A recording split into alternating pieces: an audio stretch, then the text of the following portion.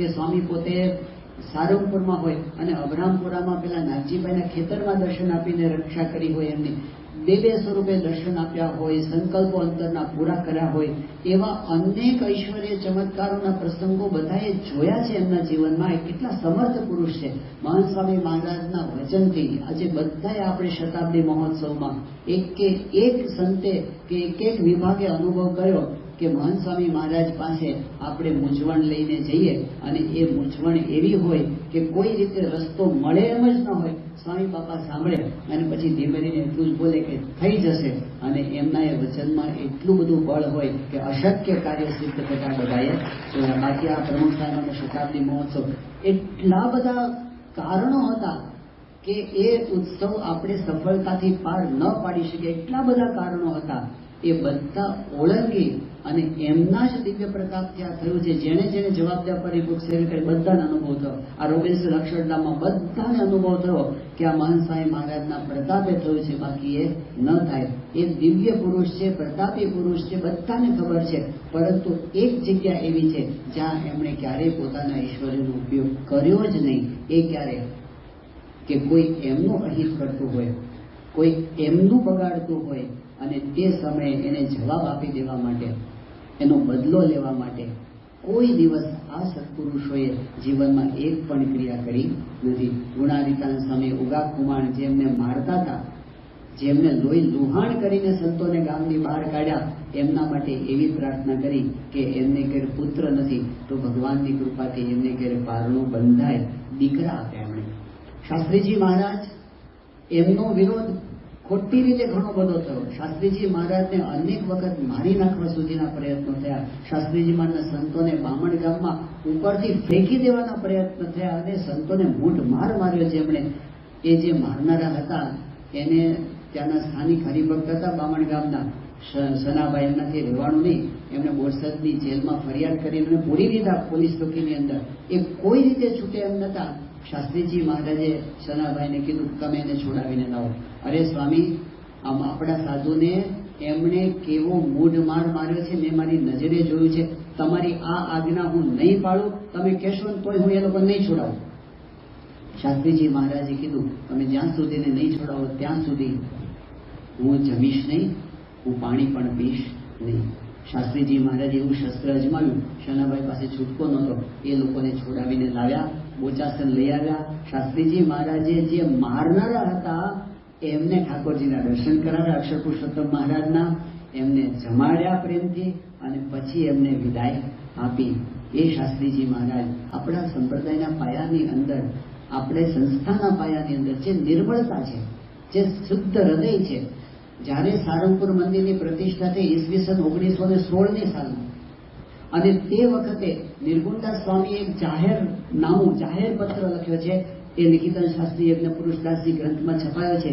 એ વખતે 1916ની સાલમાં બોચાસણ મંદિરનું પૂરું થયા પછી જ્યારે સારંગપુરના મંદિરની પ્રતિષ્ઠા નજીક આવી છે, તે વખતે નિર્ગુણદાસ સ્વામી પોતે લખે છે કે અમે જે આ કાર્ય કરીએ છીએ એ જો પક્ષીથી કરતા હોઈએ, અગર કોઈને બતાવી દેવા માટે કરતા હોઈએ, અગર કોઈને પાછા પાડવા માટે કરતા હોઈએ, અગર વડતાલ કે ગઢડાથી મોટા થવાના સબબથી કરતા હોઈએ તો કોટાન કોટી પરમહંસોને માર્યાનું પાપ અમારે માથે છે. શબ્દો સાંભળજો, પરમહંસ, એને મારવાનું પાપ કેટલું લાગે? અને એક પરમહંસ નહીં, કરોડો પરમહંસ, એને મારવાનું પાપ કેટલું લાગે? નિર્ગુણદાસ સ્વામીને કેટલો કોન્ફિડન્સ છે.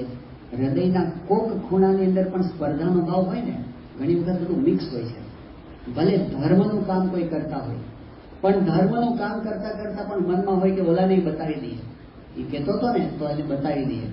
એવું હૃદયના કોક ખૂણાની અંદર અણુના 100મા ભાગનો પણ થોડોક પણ એમના હૃદયમાં એવો ભાવ હોત ને તો આ શબ્દો ના નીકળે કે કરોડો પરમહંસોને માર્યાનું પાપ અમારે માથે છે. જો અમારા હૃદયના કોઈ ખૂણાની અંદર પણ કોઈને બતાવી દેવાનો કે પાછા પાડવાનો ભાવ હોય, અહીં કોઈ દંભ નથી, કોઈ દેખાવ નથી અને કોઈની સાથે દુશ્મનાવટ નથી. અને પછી નિર્ગુણદાસ સ્વામી વાત કરે છે, એનું કોન્ફિડન્સ જો નિર્ગુણદાસ સ્વામી કે વિશેષ તમે એ જાણજો, કુબેરભાઈને લખે છે કે વિશેષ તમે એ જાણજો, જે વિરોધ કરનારા છે ને એ પણ માથું નમાવતા આવશે અને સાચે દેવળે ઘંટ વાગશે. કારણ કે આપણને તો માથું કાપનારનો પણ સ્વપ્નમાં પણ અવગુણ છે જ નહીં. માથું કાપનારનો પણ સપનામાં પણ અવગુણ નથી. એટલે બોલી શકે છે કે આ સાચું છે તો એ સાચું જ રહેવાનું છે. મહાન સ્વામી મહારાજ એ પોતે 30મી એપ્રિલ 2022ના દિવસે ત્યાં સુરતમાં હતા અને સ્વામી સવારની કથાની અંદર એક અદભુત વાત કરી. 5-7 વાક્યો જ હતા, પણ એક સ્વતંત્ર ઉપનિષદની દરજ્જો આપી શકે એવા મહાન સ્વામી મહારાજના વાક્યો હતા. સ્વામીએ શું કીધું કે એટલી જ વાત કે સ્વામી કે જુઓ, આ આપણે બધાએ અનુભવ્યું છે કે જે સાચું છે એ સાચું છે અને ખોટું છે એ ખોટું છે. સ્વામી કહે કે જે સાચું છે એ સાચું છે અને ખોટું છે એ ખોટું છે. પછી સ્વામી કહે કે જો તમે સાચા હો અને આખી દુનિયા તમને ખોટા સાબિત કરવા માટે પ્રયત્ન કરે પણ એ નહીં થાય. તમે 1 હો કે 1000 હો, જો તમે સાચા હશો આખી દુનિયા તમને ખોટા સાબિત કરવા માટે પ્રયત્ન કરશે એ નહીં થાય. અને પછી સ્વામી કે જો તમે ખોટા હશો અને આખી દુનિયા તમારા પક્ષમાં હશે, આખી દુનિયા તમારું સમર્થન કરતી હશે તો પણ ખોટું એ અંતે ખોટું જ રહેવાનું છે અને સાચું એ અંતે સાચું જ રહેવાનું છે. આ કોન્ફિડન્સ મહારાજને, આ કોન્ફિડન્સ આપણી ગુરુ પરંપરાને, આ કોન્ફિડન્સ આપણા વડીલ સંતોને, આ કોન્ફિડન્સ આપણા સદગુરુ સંતોને એમના હૃદયની અંદર છે કે સાચું એ સાચું જ છે તો અંતે એ જ બહાર આવશે. એટલે એમને કોઈ દુશ્મનાવટ થતી નથી, એમને કોઈને બતાવી દેવાનો ભાવ થતો નથી. 2019ની સાલમાં જ્યારે મહાન સ્વામી મહારાજ નૈરોબીમાં હતા અને એક દિવસ એવું થયું કે સ્વામીની પૂજા બહાર જાહેરમાં નથી રાખી પણ એમના કક્ષમાં જ હતી, મુલાકાત કક્ષમાં, એટલે ખાલી સંતો એમની પૂજામાં હતા. તો પૂજામાં કીર્તનો ગવાતા હતા. એમાં એક કીર્તન ગવાયું કે શાસ્ત્રીજી મહારાજનો સંગ ભાઈ મને ભાગ્ય મળ્યો છે. આ કીર્તન ગવાતું હતું. હવે એ કીર્તનની અંદર એક પંક્તિ એવી આવે છે કે નિંદાના કરનાર નરકે જાશે ભોગવશે થઈને ભોરિંગ ભાઈ મને ભાગે મળ્યો છે. એમાં વાત એવી છે કે જે નિંદાના કરનાર છે ને, આ સદગુરુ આવા સાચા સંત, એની જે નિંદાના કરનાર હશે ને નરકમાં જશે. આવું કવિએ પોતાની ભાવ અંદર લખ્યું છે. એટલે મહાન સ્વામી પૂજા કરતા કરતા જયારે પંક્તિ આવી ત્યારે એમને જે રીતે જોયું તો બધાને લાગ્યું સ્વામીના મનમાં કંઈક વિચાર ચાલે છે, પણ સ્વામી કંઈ બોલ્યા નહીં. પછી જયારે પૂજા પૂરી થઈ તો મહાન સ્વામી મહારાજે વાત ઉપાડી. સ્વામી કે કરવત છે ને એ તો આમે કાપે ને આમે કાપે, એમ સંત છે ને એ તો બધાનું રૂડું કરે.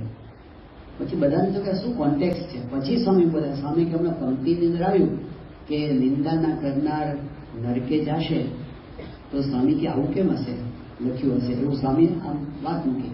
એટલે એક સંતે વાત કરી કે સ્વામી આમાં કેવું છે, સંત તો કોઈનું ખરાબ ન કરે પણ ભગવાન તો દંડ આપે ને, એટલે ભગવાન એને દંડ આપે.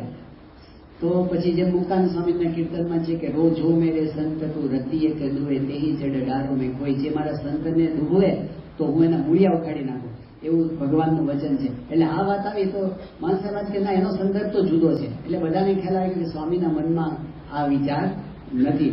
એટલે પછી સ્વામીના મનમાં જે વિચારો તો એવી વાત એક સંતે કરી. એમણે કીધું કે બાપા નૈરોબીની અંદર યોગી બાપા અહીં નગરયાત્રામાં બેઠા હતા અને નગરયાત્રા પૂરી થઈ ત્યારે યોગી બાપા બોલ્યા કે આ નગરયાત્રા જોઈ અને કોઈ કટાક્ષમાં એવું બોલે કે માળા સ્વામિનારાયણિયા એવું કોઈ બોલે ને એનું પણ કલ્યાણ થશે.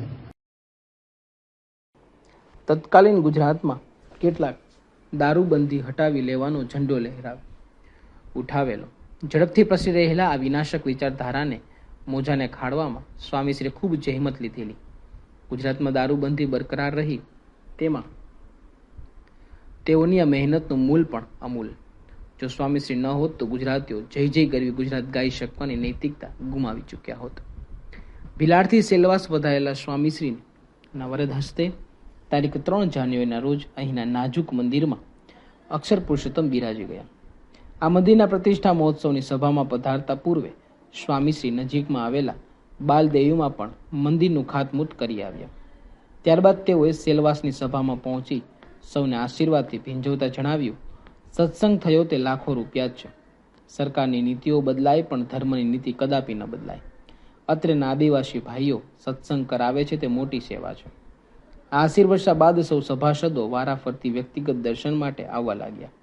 પરંતુ એક આદમી દૂર જ ઊભો સ્વામીશ્રીને નીરખી રહ્યો.